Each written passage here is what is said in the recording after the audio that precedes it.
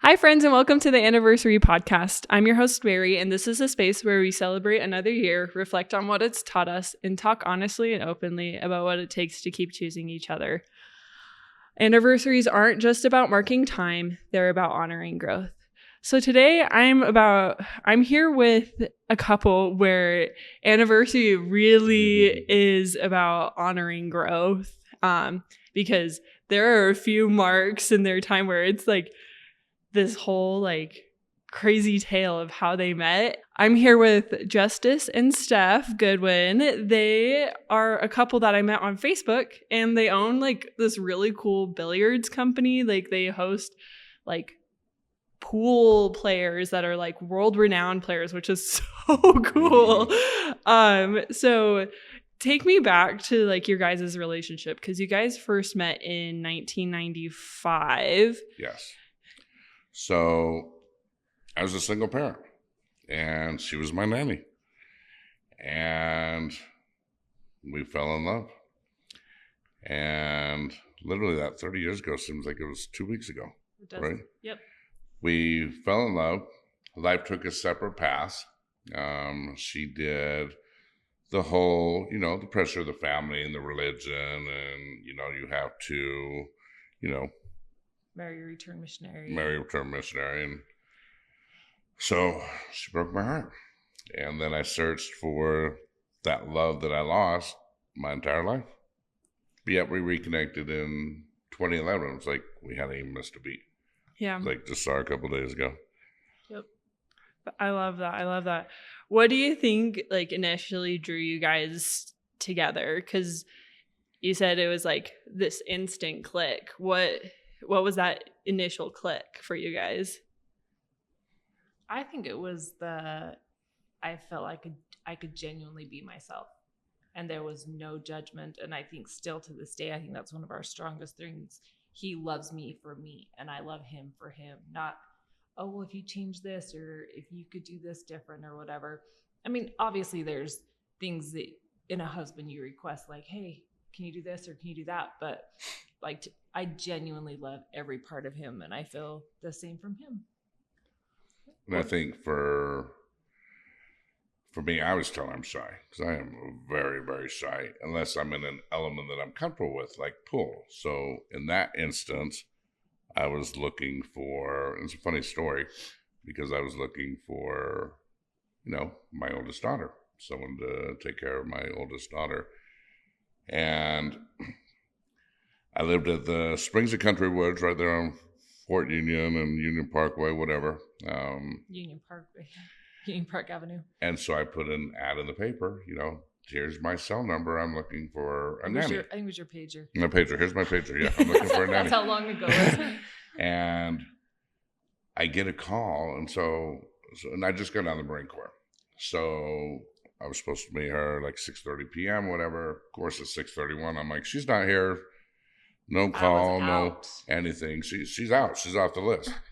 And so she called kind of in a panic. I'm so sorry, I can't find this Fort Union Boulevard Plaza Parkway that you're talking about. And I'm like, what do you mean? It's just right here. She's like, well, I drove up and down the 215 and I couldn't find that exit. I just barely moved there, so I didn't know it was Union Park exit on Fort Union Boulevard. Yeah, I literally lived less than a mile from there. I went down and I got on 215. That's and I'm crazy. Up and down 215, I've grown up here. Why can't I find this exit? So then she calls and she's like, I then explain it, and now I have whatever, better instructions or whatever. And she was one of the 3 finalists, and I felt bad. I gave someone wrong instructions. So by default, I chose her. And we always talk about that too. If I didn't give you the wrong directions, or you just never, have been late. Or if you never used the $14 a minute block cell phone in the car. I had the huge freaking when cell phones were brand new. Oh my gosh. It was gosh. for emergencies only, and it was $14.99 a minute or whatever. And I'm like, my parents are gonna kill me. Yeah. And if you didn't call, then so I felt bad, hired her. And so I was never in that shy position. Mm-hmm. So I'm like, all right, are you the best person for my daughter? I'm a single parent. And over the course of a year, we just fell in love. Yep. That's awesome. And so like after that time period of kind of the pressure between like, because when you fell in love, there was obviously a little bit of like pressure from the family, as you guys were saying. What did losing each other feel like for the first time teach you about love that you didn't understand back then? Because I think sometimes in like relationships, and this is what I've learned in my only 25 years of experience in life, is like there are so many lessons to be learned, and a lot of them are part of not fun experiences. So what did that first initial like meeting, falling in love, kind of feeling pressure from family and then deciding to separate teach you guys about love? Well, I know I was divorced. I was married in the military. I was home 1 day a week. I was gone 18 months at a time, off to Somalia, the Philippines. So I was just always gone. So I always attributed my first marriage to just a military marriage that was a failure. And so I thought I had been in love before. I was married. I had a son.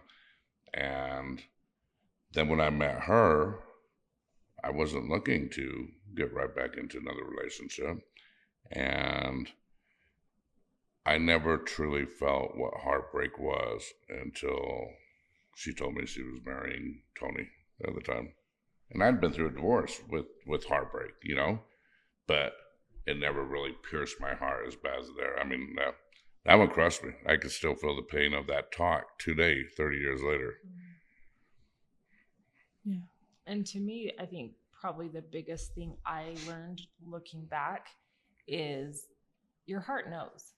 And other people can't tell you who to marry or who is right or whatever. Like getting married for somebody else or being in a relationship to fit a different need or because somebody else thinks it's right, it's probably not right, you know? And so I think we both knew, but I just wasn't strong enough to do what I knew I wanted to do, you know? And so. And I was the West Side Catholic Mexican, and she was the East Side girl.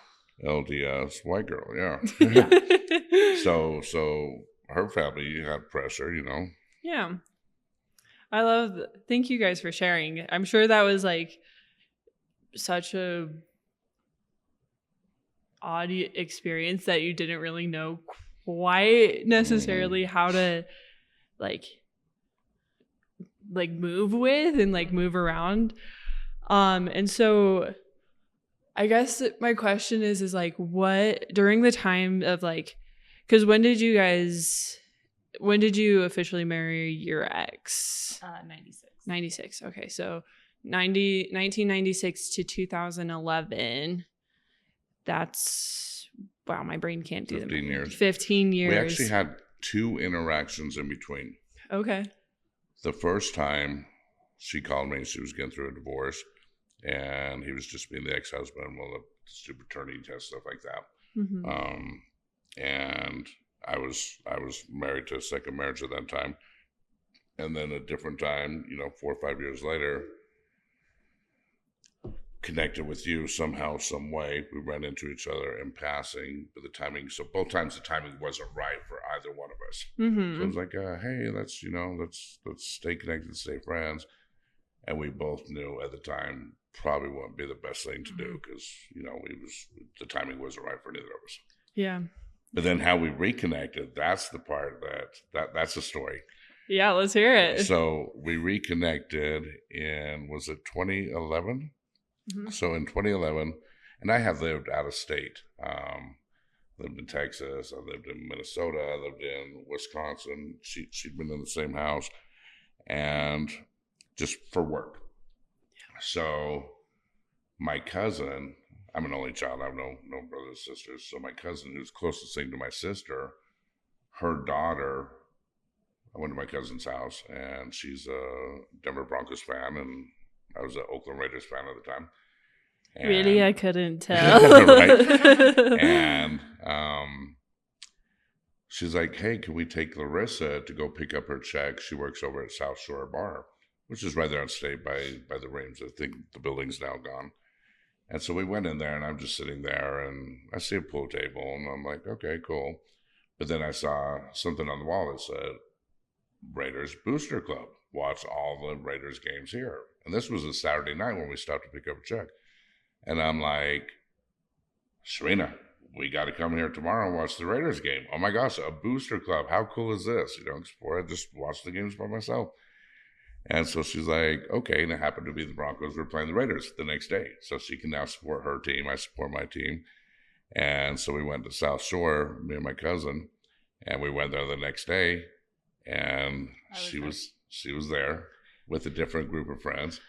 Okay, now this is the important question. Are you a Broncos or are you a Raiders fan? I'm a Raiders fan. You're a Raiders fan? Yeah. Okay. And I'm like, oh my God, Serena, it's the babysitter. And everyone in my family, they still to this day call her the babysitter. Everyone in my family knows the babysitter. She's like, well, and then where? I have to say this part. So I go into the restroom. Keep in mind, I'm sorry. I'm not going to approach the her. little stalls, and so I'm in there, whatever. And all of a sudden, somebody walks in and, I'm like, are you the babysitter? And I'm like, I haven't heard that in 10 years. and I'm like just sitting there like, they can't be talking to me, right? Hey, you don't talk to somebody in the bathroom anyway. And then she's like, are you the babysitter?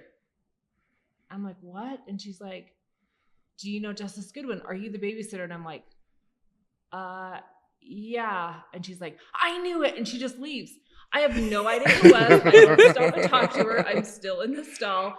And then I walk out of the bathroom, and I'm not joking. The bar was packed, like shoulder to shoulder. And I walk out and no one was in the bar but him, like beeline, huge halo. Like, wow. He was the only person I saw in the whole bar. Yeah, it was. She ran up, gave me a hug, and it was like time had not passed. Like, it was so weird because like there was probably 150 people there, easily, and like nobody else was there. It was just him sitting alone on a table with like in a spotlight. Like it was like out of a movie or something. Yeah. That's crazy. And so what did the reconnection, like, because you guys say like it was like no time had passed because you had like a couple of interactions in between, like in those 15 years. In those 15 years. So like what was it like reconnecting, like really reconnecting? It was really interesting that it literally, I sat down at the table and we talked the whole game. I don't even remember if we watched the game. And it was just like, yeah. And then the next day getting caught up. That's when we found out because she babysitted Ashton in 95, my oldest daughter. And then, so it was like, I got 5 kids. And then we started naming their names. And other than my oldest son, Jacob, all the other kids were named A's. And we both had an Aspen and Yeah. So, yeah, it was. And then it was just like, I think the next night we went out for dinner and it was just like we hung out pretty much every day since. Yeah. And like, it just sounds like it was like a super familiar thing. It was home. Yeah. It was that home feeling. So I remember she invited me over. She's like, I'm gonna have my girlfriend over. When you come over Saturday night, and of course I'm scared as a dog, and I like, Daniel, come on, you got to come with me. I'm so scared. I'm super shy. So you don't know that part of me. Yeah. I still to this day, I'm like, whatever. What is it? Because it just sounds like you guys are like 2 peas in a pod. Like, I'm just like looking at you guys, like, not necessarily that you guys are like color matching, but like your vibes are just like, you guys match. It's so funny because like people like tease us, and there's sometimes I'm like, babe, we are too connected. I'm not even joking. He will like hit his elbow on something and like, oh, are you okay? Whatever. And then I'll go into the office and I'll start typing. I'm like, my freaking elbow. And like, I will actually, and I know it sounds crazy, but it's like, he gets hurt and then all of a sudden like that part of my body starts aching or same, her shoulder hurts, mine does. I'm trying to take on her pain. I had shoulder surgery and he woke up the next morning. He's like, I can barely move my arm. Like he's like, my shoulder. I'm like, yeah, that doesn't work today because I can't move. I can't function. So, but yeah, it's just really interesting. Yeah. And so what was it like blending 2 families? Because like you said, you guys have 5 kids each. It's Brady Bunch, kind of. Mm-hmm. But even better because it's like, I think the Brady Bunch is like 3 and 3. This is like, so. And then didn't they have one of their own? We never got that. No. But we got to tell them I think we played it perfect because we had great communication. We really want this to work right. So what happened was, I think we wanted to get together and be in a serious relationship, but obviously both of us being single parents, it was like our kids are number one. Yeah. You know, how do we make this a smooth transition for the kids? So I remember numerous conversations. Okay, how can we make this work for this kid? They're going to need this kind of special attention and this one. And because I was just going through a different divorce now. Mm-hmm. And of course, my kids were the most important thing to me, just as hers were. And so we wanted to do it right and not mess up because we knew the kids would be a very decisive factor and controlling factor, you know, because if none of the kids were happy, then obviously we would have had to set our stuff aside. Mm-hmm. So we went to my swimming pool, and all of a sudden I saw Beth, not Steph, at the pool that I worked with. And Beth had brought treats and, you know, these cool like veggie straws and all that. And then so when we're at the pool, I'm there with my kids. I'm like, oh my God, Beth, what are you doing here? Oh, you have kids also. And she has treats. And so my kids just fell in love with her. There was an instant connection. And her kids were really cool to me too. And then we did that for like 4 or 5 weeks. Because we wanted to make sure that his kids connected with me and my kids connected with him. And with each but other. But we're just co-workers that happened to be hanging out at the pool at the same time. So there was like, no, we threw them in a different house or whatever. And then so I was looking for a place to stay. And obviously I knew I was going to move into her basement. But it was like, well, kids, you know, I could do this or I could stay here. They're like, oh, go stay with Beth. You gotta, you know, that would be so cool because we love her and we love the kids and all that. And then, so then I moved in with full kid support, her kids, because they love my kids and all that. My kids looked at it as like his kids were coming for a long-term sleepover. Like, oh yeah, we can do parties and we can stay up and play games all night. But then we knew our fib was going to come out of Beth. And so the first time now around her kids, I'm like, hey, Steph, and my daughter's like, oh my gosh, I thought it was Beth. She came up to me like, she's like, Beth for like a couple months. Like, I'm sorry, no, it's Steph, you know. And like, so then later on in our relationship, we told them later the story. And she's like, I felt so bad for so long. I'm like, we had to kind of play it smooth. Yeah. And then, they were just like best friends. We went to like the local church carnival that weekend, and I just had my kids on the weekend. Mm-hmm. And then a few years later, their mom actually moved, not out of state, but so they both came in and lived with us for their high school years and stuff. So, well, she came and lived with us first. Yeah, and my ex-wife actually came and lived with us for like a year because the kids were always struggling, you know, mom's health, how is she going to be doing?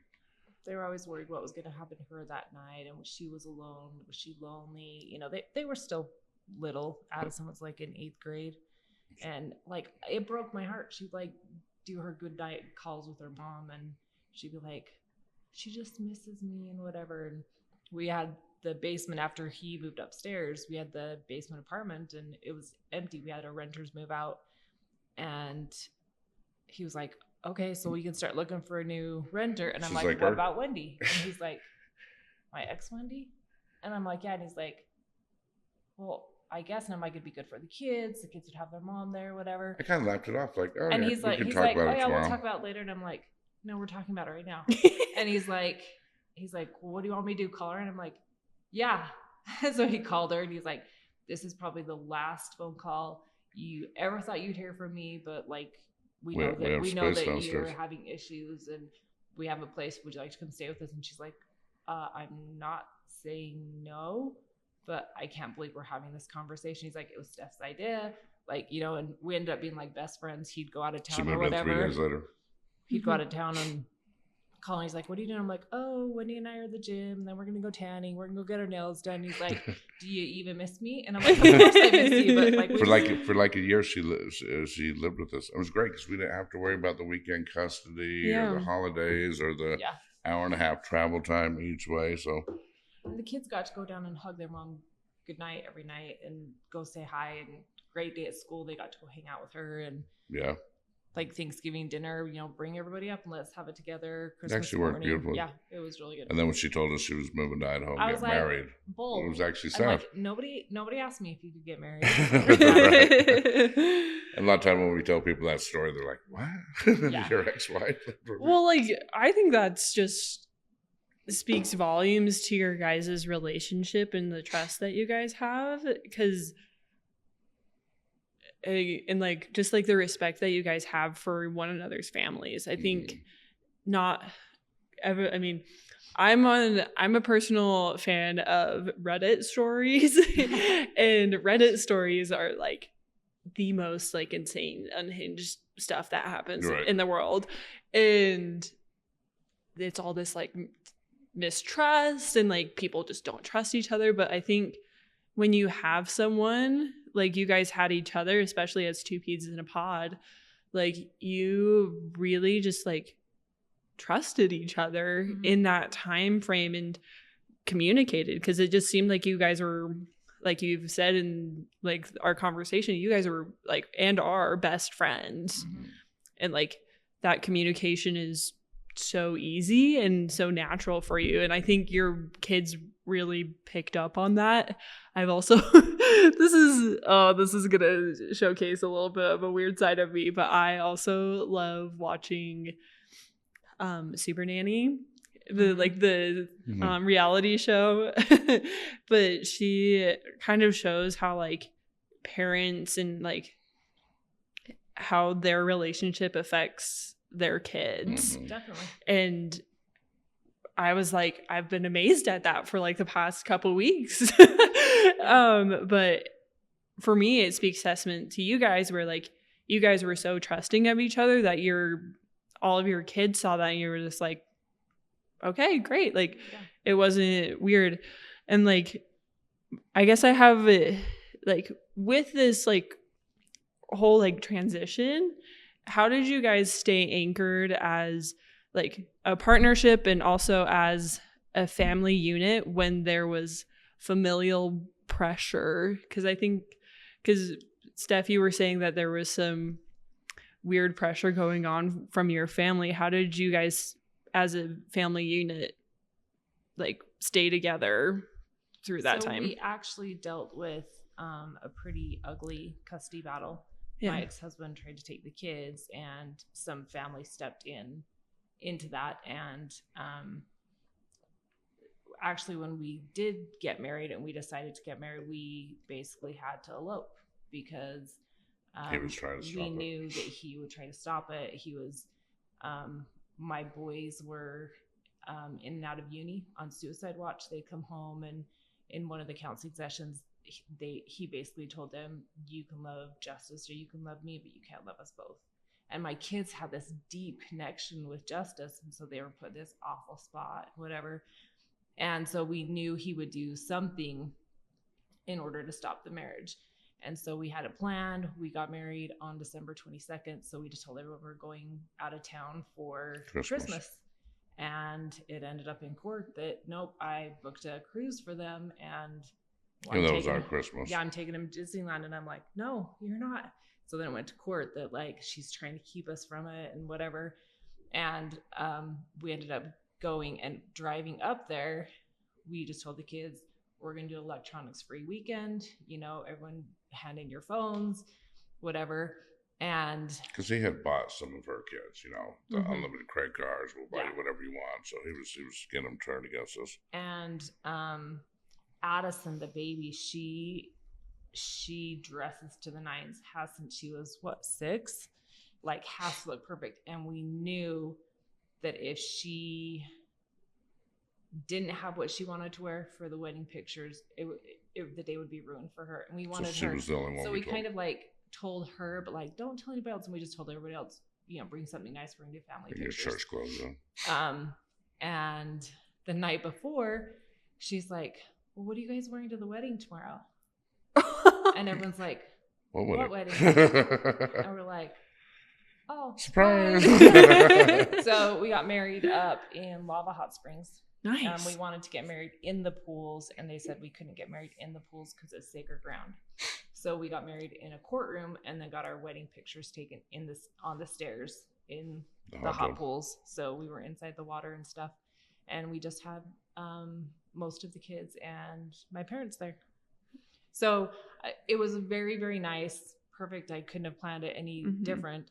Except for it would have been so great to have all of our friends and all of our family and everyone there. But yeah, it was the but true once again, love. it was kind of one of those, we're ready and we're getting married now, and we're not letting anyone stop us. So yeah. And that was powerful to me because growing up, my grandparents had timeshare there. So we'd go there for a week every year on my birthday week with all the other grandkids and family and stuff. And so...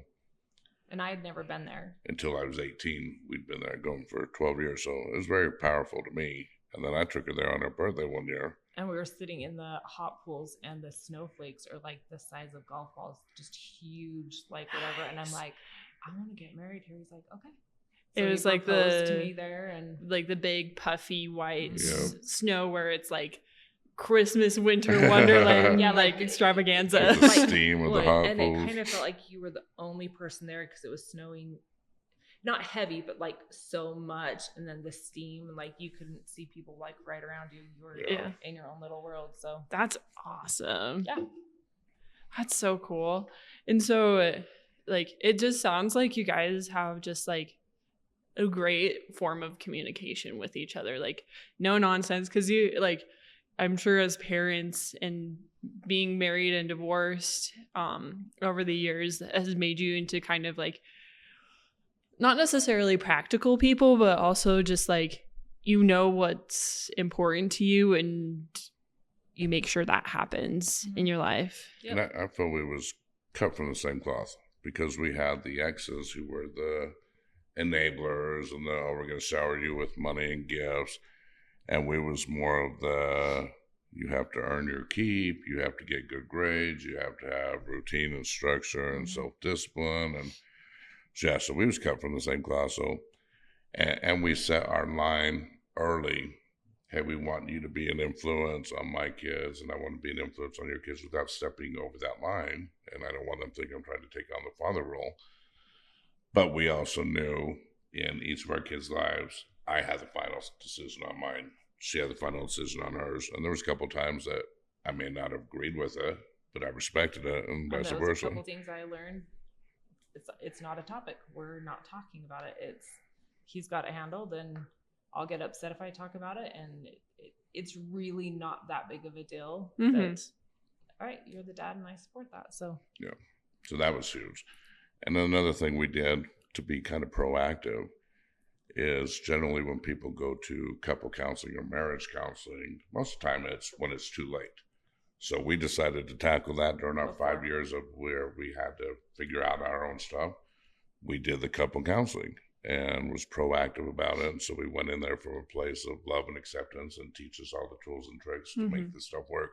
And we knew that we both had baggage. And one of the biggest things that I remember saying to him is, you know what, I have baggage. And I know you have baggage, but I just need you to stick around while I unpack my baggage. Like, that's the biggest thing. Everyone, it looks for these perfect relationships where there's no issues and no baggage and everything's perfect. And you'll never find that. No. Yeah. But you need to find somebody who you love unconditionally and stick around while they figure out their stuff. Yeah.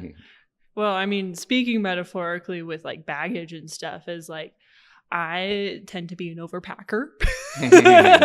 Like anytime I go on a trip, I am packing like way more than I really need. Oh, I take 3 suitcases for a weekend game. Oh yeah. Game. So I'm like, what's the weather going to be like? What jersey do I want to wear? Am I going to want to wear a sweatshirt the night before? Yeah. So 100%. And like kind of backing off of that analogy is like, someone's going to have to deal with all of this, because I mean I'm exactly like you where I'm like, what's the weather gonna be like, and how many books am I gonna bring? And like basically when you like pack your luggage and pack stuff to go to the airport, you're packing the essentials of who you are in that. And with that comes traumatic past and like traumatic events that have happened throughout your life. And you have to say like, this is me. And like, sometimes I'm overwhelmed to unpack it because there's a lot in there. Yep. But like, you know, that person is going to be calm and organized and support you through that unpacking. Well, and on that note, like when like you show up with your huge overpacked suitcase and he's like, okay, why did you bring that? And you can explain it. And he's like, don't agree with it, but okay, I get it. You know, and it's the same as life. You know, like, why are you letting that bother you? But like in talking it out, it actually helps me release things because it's not he agrees with me on everything. But at the same time, there's things that he's like, you know, you should probably let that go because it's not serving you. You know, that's your past. That's not who you are, you know? And so unpacking and growing at the same time. Yeah. And it's also kind of like, I'm also like, I'm trying to be better, but I'm a little bit of a hoarder too, where it's like, I have a hard time letting things go. And especially when I put it into a suitcase where I think it's super important. And then a person comes along and is like, actually, like, it's okay to like, let this go. It's okay to like move on with some things. I kind of want to get into like, just like the little like cutesy romantic things because I like, no one saw this before, but like when we were talking before the podcast, we were just having our drinks. Diet Cokes, please sponsor me. But it was just so funny where like both of you guys like picked up your drink and like drank at the same time. Left hand, your right hand. Is that something that happens often? All the time. Like the stupid Frozen song. The finish each other's sentences. Yeah, that's. Tell her about the tuna melt. Oh, so I do construction. Yeah. So, and I'm the chef. I make sure and she's got to eat good. So I have my Gordon Ramsay, like, you know, lying down there working. And so, but I hate coming up with what to eat is like the worst thing. So I will just not eat all day. I just won't eat. And then I'm sick. And he's like, no, you need energy. I'm redoing our entire basement right now. So, yeah. And he's like, are you hungry? I'm like, yeah. And he's like, all right. And he just knows, don't ask me, you know, whatever. So he goes to the store, makes everything. And I made different meals every day, but like on the third day. Yeah. And so like on the third day, I come walking upstairs. And they've all got to be surprised. So she has no idea what I'm doing. I don't like to know. I just want to sit down and eat. And then he cleans up while I go back to work. And it was funny because like earlier I was thinking about a tuna melt, like a tuna grilled cheese sandwich in like tomato soup, which I have not thought about in 15, 20 years probably. She's celiac. She can't have bread. I don't have bread. I can't find good bread. And most tomato soup has wheat in it. So like, that's like a pipe dream for me. Do you know what I mean? And I was thinking about it while then he's like, are you hungry? And I'm like, yeah, whatever. And he calls me upstairs and he had made tuna melt and tomato soup. That's insane. I like, walked upstairs and I'm like, that's insane. You're seriously kidding me. And he's like, why is that okay? He's like, it just sounded really good to me. I'm like, I was seriously thinking about it earlier. She's like, did you talk to Chrissy, we have a roommate, and Chrissy was making grilled cheese, which made her think of the tuna melt. Yeah, that's what it was. I'm like, I don't remember something. But I had left the house before Chrissy got home and was making food, so I had no idea what she was making or planning. So it was just like a total like brainwave scene. So I went to Good Earth and got her the good gluten-free bread, and then I searched all over for tomato soup that was gluten-free. And it was just like, and then I was like, well, did you talk to Chrissy or something? Because like, I walked up to wash out my paintbrush or something, and she was making a grilled cheese sandwich. I'm like, oh, that sounds good. Oh, but like a tuna melt, like, yeah, haven't had those in forever, and tomato soup, and like, you know, you like do like your little dreams or whatever, and to come up, and that's what he had made for. I was like, you got to be kidding me. Yeah, sometimes it's like, oh my gosh, we are way connected. Yeah, I mean, I've seen it in very like, I mean, not to say like every couple doesn't have their moments, because you just kind of pick up on each other's kind of quirks and vibes, and you just kind of roll with it. But there are probably like a handful of couples that I've met in my lifetime that have that sort of wavelength, and it genuinely like freaks me out sometimes because like my parents are the same way as you guys, were like they could be like thousands of miles apart, but they will be synced up. It's so crazy to me. I have a fun question for you guys, and we kind of mentioned this a little bit, but what is something that your partner does every day that makes you guys feel loved? Because I think like that brainwave is something that like makes you feel loved. It makes you feel acknowledged and stuff. But what's something else? Good. I think for me, just growing up with just a mother, no siblings. My dad died when I was young, and my mom worked like 3 or 4 jobs just to stay out of the system. So I pretty much raised myself. And I always look for that approval, and what people thought of me is very important to me. It's still to this day. It's like my core. My beautiful wife here, she's one who she can let stuff roll off the shoulders and, oh, people don't like me, whatever. I'm not going to lose sleep. And to me, that's hard. I don't understand that or get that. But I'm black and white. I'm hot or cold. I'm all or nothing. She's gray. She's many shades of gray. She's that, oh, let it go. It doesn't matter.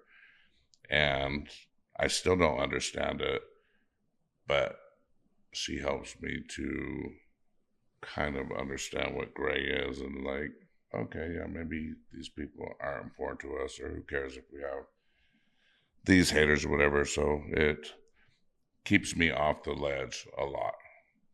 I'm either like the best thing for a pool in the world, or who's this guy doesn't even do anything. There's no in between in my world.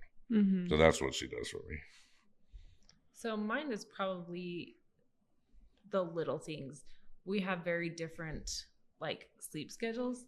He does a lot of his business building and brainstorming and computer work and scorecards and all that stuff late at night, because I'm a princess and I need my sleep. Mm-hmm. So the fact that he respects that, and like I get my sleep and then I work early in the morning, and so I'm up and on the clock, and he always comes down, and he comes downstairs, and first thing he's always like, good morning, beautiful, and just like things like that, just the acknowledgement and the fact that the love's always there. Do you know what I mean? And mm-hmm. He wakes up thinking about me. He goes to bed thinking about me, and it's always, I think it's a growing thing. So if you're not growing, what are you? So is it always easy? No, but us growing, and no matter what's going on, we always know that each other's there. Yeah. And you guys have each other's backs. One thing I want to add to that too is, for instance, if we're out at a meal and her order's messed up, if it's mine, I'm like, I'm fine, but if hers messed up, I'm like, no. She's like, no, I'm fine, don't worry about it. I'm like, no, she deserves the best. Let's get her taken care of. And in turn, she does that to me. And then I'm the same. Like, if mine's messed up, I'm like, no, I'm good. But he'll be like, my potatoes are cold. Can I get new potatoes? Or it's just like, yeah. So I think that's so interesting, because this is like something that I've just, because like growing up in high school, I was like the total like hopeless romantic. I would read all of like the YA romance novels or whatever, but like I never really like, and I will say this, those books don't really teach you about love. I mean, they kind of do, but they kind of don't. And one of the things that like I've learned as I've graduated college and just kind of lived a little bit outside of like the bubble of school is the people that are there for you and that love you fully will advocate for you, even when it's like uncomfortable, or even when you might not want to be advocated for, or like you don't want to be pushed or something. Like the people who love you and care for you will show up for you in that way. And I just like, I've listened to our conversation here and I just like feel so strongly that like you guys do that for each other. Definitely. And I think that's just so cool. So thank you guys again for this conversation, and thank you guys for being open. I think this conversation is so important to have because there are lots of blended families out there, and a lot of people are like, I don't know if it's necessarily like a topic that people are scared of. I think it's just a conversation that hasn't really happened yet. Yeah. So thank you guys for kind of initiating this with me. I have a couple of ending questions. These are kind of like advice-ish questions and all of that. So first thing is, when things get hard, just in life in general, what is the core reason, the one thing about your partner and your life together that makes giving up not an option for you? You leave this one, but So to me, one of the biggest things is his heart. Like he loves so hard, and there is no question we get crap all the time. Like, oh my gosh, you guys are like so in love, and the haters like, go get a room. You guys are sappy, and we're like, yeah, the world's our room. Welcome to it. You know what I mean? Like, yeah. To me, the fact that he's so open about showing how much he loves me, and through the thick and thin, through good times and bad, you're going to do it all the time. And giving up isn't an option because we've made it through so much. with me, it's I never grew up with like compliments or I love yous or you're a good kid or anything like that. And so for me, just that's how even as a parent, a friend, a husband, giving compliments was never something I just did. And with her, I mean, I see her beauty and all I do is just praise her compliments nonstop. And of course, she shoots them all down because I'm a girl. I'm just a girl. Stop, you're trying to date me, I mean, babe, I love you. Here we are 30 years later, and I just nonstop give her praise and it's not even words like I'm trying to pick up on you, blah, blah, blah. Just my heart, I just feel all that. So I just nonstop shower her with love and praise and positive energy. Yeah, I love that. And your guys' relationship is just like, I just love it. It's so cute. I love how you guys just are.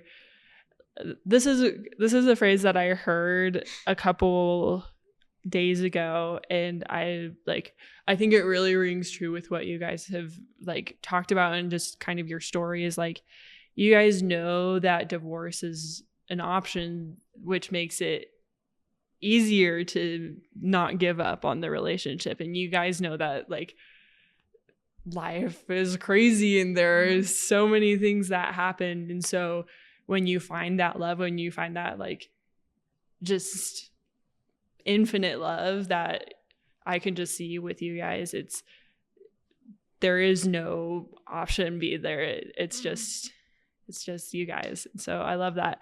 And so life can be messy and relationships can get a little bit messy as well. What is one practice or mindset that has helped you guys in choosing to stay close when you're feeling disconnected with each other?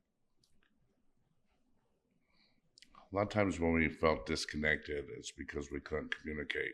Whether we was at an event, other people were around, we couldn't walk away for 5 minutes and hurry and have a discussion. And so it kind of like build up. So one thing that we promised each other is, well, first off, we don't watch TV. We're too busy. We don't have time to watch TV. I'm not a gamer, so I'm not wasting 6 hours of my day playing games or 8 hours of your day, whatever. So we're building, we're growing. You're building projects. She's making our whole downstairs to an Airbnb. But what we do is every night we take time for each other. We disconnect from the rest of the world. Well, whether it's sitting out on the patio, sitting in the hot tub. No and we phones, just no TV, just us. Yeah, and we basically debrief. Okay, today was an awful day because this. Today was a great day because this. And we just reconnect every night. Yep. Would you say the same? Yeah. Say the same thing. Yep. Like I love road it. trips. No, Yeah, we don't people- listen to 'Cause radio. we have Raider season tickets, so we go to every home game when we drive, and people are like, "Why don't you fly?" And I'm like, "I love our drives. It's like 5 hours. Most of the time you're out of service area, so you're like, sorry. Do you know what I mean? Mhm. But like people are like, well, do you listen to podcasts? Do you like whatever? And we're like, oh, we don't even turn the radio on. Like we're just What's talking and next? connecting. Bigger and better. and, How can we help? yeah, the where how do can we want to travel? What do we grow? want to do? What does our future look like? What's our next Mhm. business? I mean, Mhm. and next thing you know, we're hitting like Valley of Fire, Vegas Outside is of around Vegas. the corner. Yeah. There you go. That's crazy. That's awesome. Mm. Okay, so this is the big doozy question. This is the last question I have for you guys. It's like, because you guys have 30, almost 31 years of like looking back on a relationship. But knowing what you know now, what is the one thing you wish you could tell yourself on the day your relationship first began?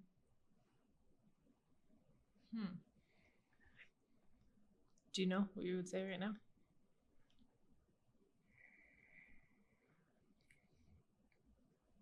Go with your heart. I was just gonna say, trust your heart.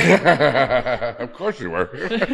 So that would be my thing. Is probably trust your heart. And Because we knew back then. well, one thing, And I knew that we knew. Yeah, one thing that we've always said is it takes work to make it work. Yeah. And I just think That's that not easy. We fight Yeah. hard, love hard. It takes a lot of work, Yeah. And we have our hiccups, and we have our things we disagree on, and we try not to go to bed mad, but sometimes, you go to bed mad, and we just know tomorrow's the next day.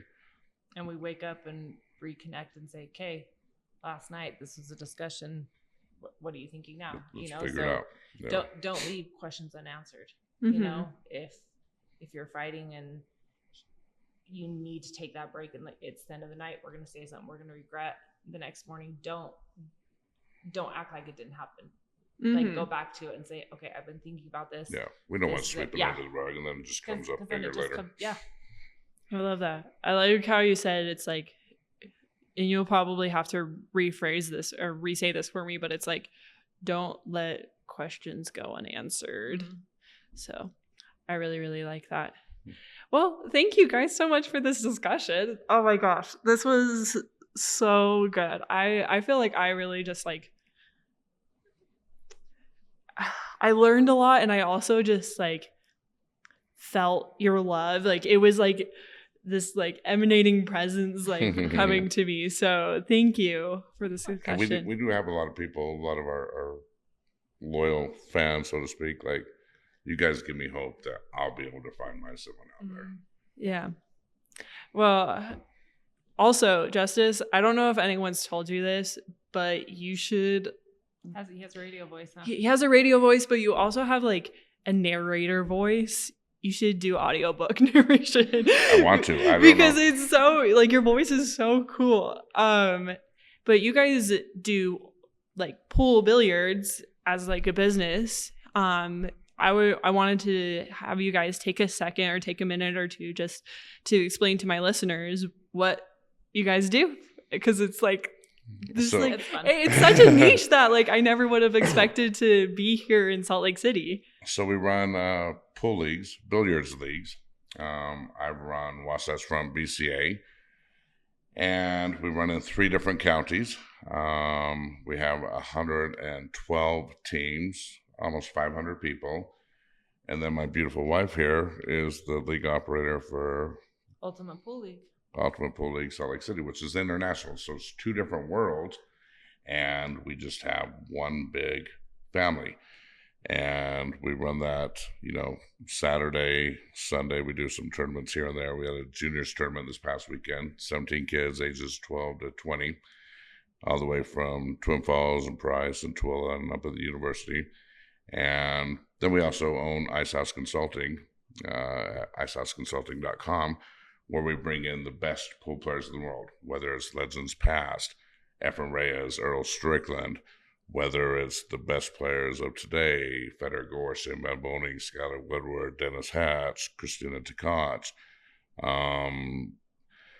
Francisco Bustamante lives, and Alex Pagulayan. They've all been to our house playing with our amateur pool players. They get a game of singles, a game of Scotch doubles with each of them.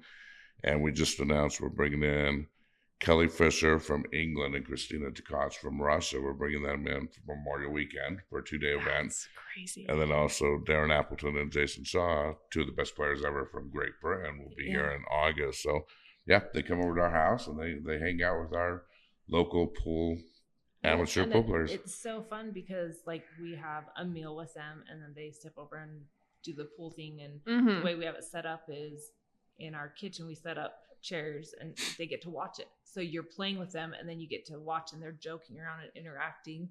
And my favorite part is like, I'll be outside, like doing whatever, cleaning up dinner or whatever. And some people, we had one of our friends come out and he's like, so I think I played better against Earl Strickland than I did against Efren Reyes. And I'm like, dude, did you just hear what you just said? You're an amateur pool player and you like the two they never have a chance to play these people. Yeah. That's crazy. I mean, the best at pool I could ever do is 8-ball on Game Pigeon on my phone. Well, we know a couple of people. There you go. Where can people find you? You said so icehouseconsulting.com. You can send a message. Email is ice@icehouseconsulting.com. Or you can find us on Facebook at Icehouse Consulting on Facebook, or Wasatch Front BCA, or Salt Lake City UPL. Yep. Wonderful. Yep. Well, thank you guys again so much for coming on. So anniversaries aren't just about how long you've lasted, they're about how you've grown. So whether you're married, dating, single, or somewhere in between, I hope this conversation inspires you to reflect on what you're building and to remember that love is less about perfection and more about intention. Another year, another layer, another opportunity to choose each other. And if you know a couple whose stories should be celebrated, I would love to meet them.